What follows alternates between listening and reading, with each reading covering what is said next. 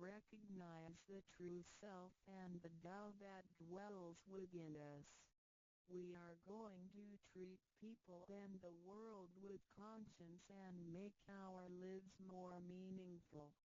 We can transcend life and death. Within 100 years, we will be able to return to where we came from. Therefore, the heavenly Tao is also the way to return back to heaven.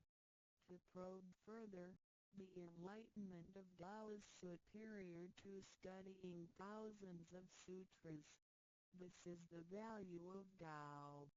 The enlightenment of Tao opens the main gate, the front door, which is the entrance to heaven. It gives us the guarantee to be exempted from rebirth cycles and to reach eternity. The superiority of this enlightenment lies in that it surpasses Buddhas and saints, it exceeds the scope of sutras and dharmas, and it transcends the universe. Tao is therefore source of all sutras, king of all dharmas, mother of all Buddhas, and creator of the universe. Transcendence of rebirth cycles leads to eternity.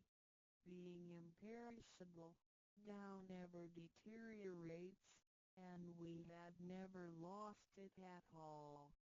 Hence Tao is the direct way back to heaven.